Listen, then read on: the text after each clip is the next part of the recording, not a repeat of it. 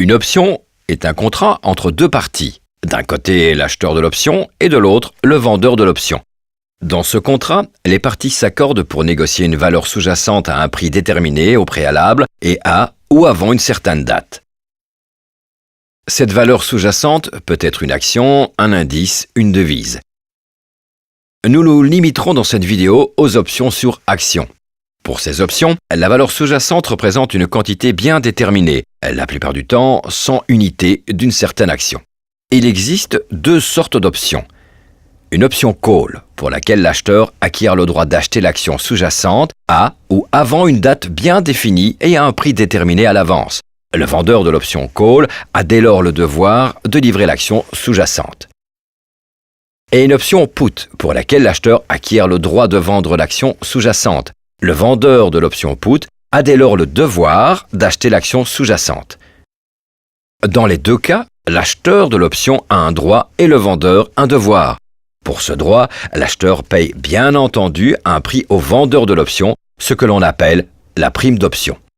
La grandeur de la prime d'option est principalement déterminée par trois éléments. La différence entre le prix d'émission, ou strike, de l'option et la valeur actuelle de l'action sous-jacente. La durée restante de l'option, car plus longtemps votre option reste valable, plus grande est la chance que le marché puisse encore évoluer dans la bonne direction. Et la volatilité ou la mesure avec laquelle le cours de l'action sous-jacente évolue. Négocier en option offre certains avantages attractifs. Les options vous permettent, à partir d'un montant limité, notamment la prime d'option, d'anticiper l'évolution du marché attendu d'une action. Une telle prime d'option est habituellement bien moins élevée que la valeur de l'action sous-jacente. Les options vous permettent, grâce à une stratégie d'options adaptée, d'anticiper chaque possible évolution de marché. Ainsi, il est par exemple possible d'anticiper une hausse du cours attendu en achetant une option call. Lors d'une hausse de cours effective de l'action sous-jacente, vous pourrez alors vendre votre option call avec un bénéfice sans pour autant devoir acheter les actions sous-jacentes. Vous vous attendez plutôt à une baisse de cours? Dans ce cas, vous pouvez acheter une option put sans détenir les actions sous-jacentes. Si le cours chute, vous pouvez vendre l'option put et réaliser un bénéfice.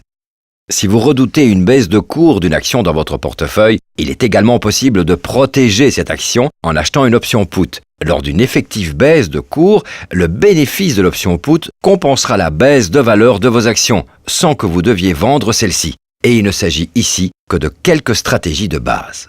Qu'en est-il des frais? Celui qui achète ou vend une option paye des frais de courtage qui diffèrent en fonction de la bourse d'options. Il n'y a aucune taxe boursière.